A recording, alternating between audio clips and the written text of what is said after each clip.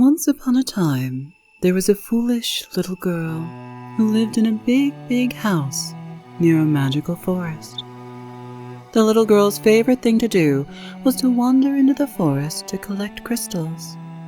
She would go every day, picking up the biggest and shiniest ones for her collection. But one day, the girl's parents told her, "Please do not go into the forest after the sun has set and night has enveloped the land. There are many dangers in the forest. You may be hurt if you go out there in the dark." But the little girl was unafraid of anything, and so she did not listen. That very same night, with her basket in hand, she snuck off into the darkness with the intention of bringing back the biggest crystal her parents had ever seen. She thought by doing that, she would prove to her parents that she could indeed take care of herself. But the forest was dark, as her parents had warned her. Even with the crystals to light her way, the little girl soon became completely lost.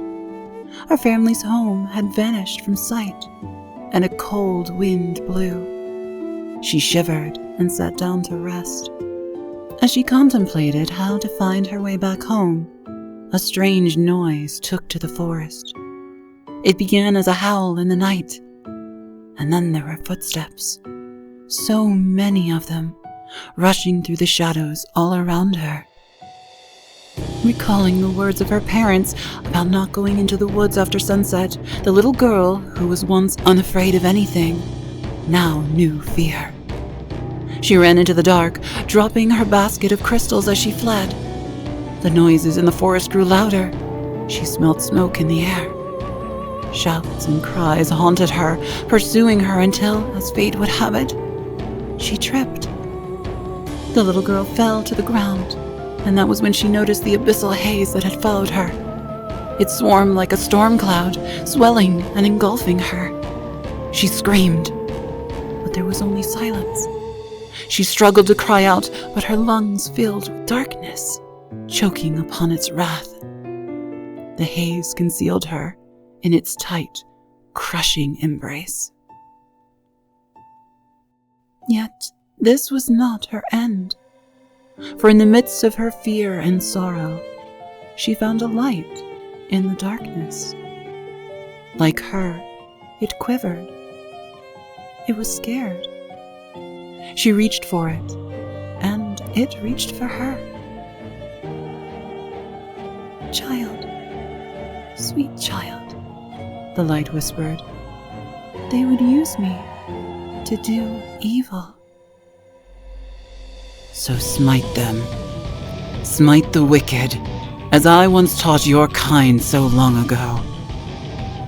Vicious flashes illuminated the darkness. Screams tore through the night. And then there was silence. The sun rose on the little girl, nestled in a bed of moss and crystals. This is where her parents found her. They scooped her into their arms, weeping for their foolish daughter who had disobeyed them.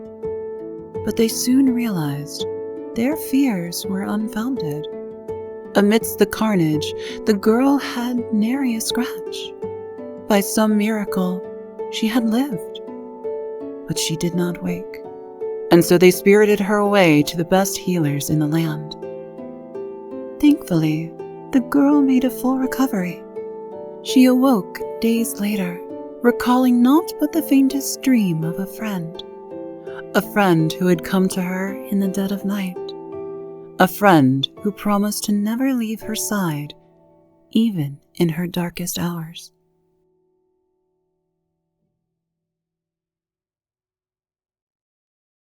All right, I've only got 21 more collabs, 13 streams, and 5 more videos to edit.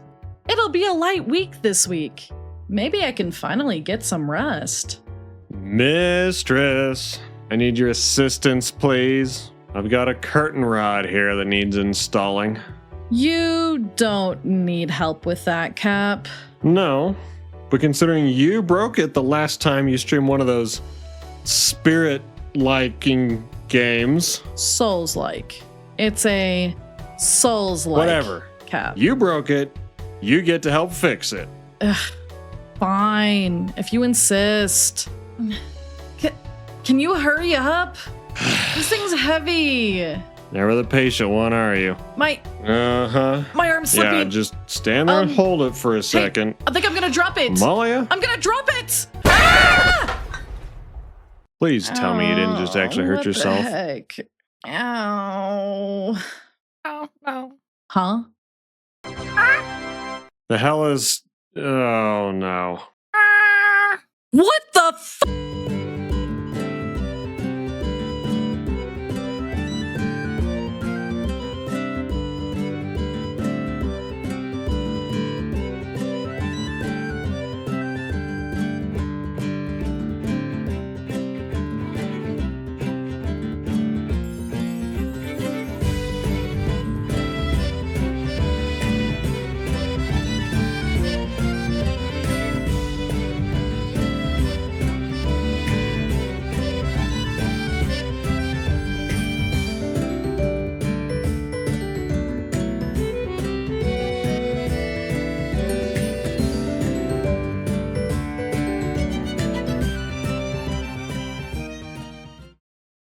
No.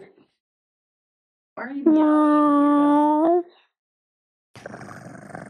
Why are you like that?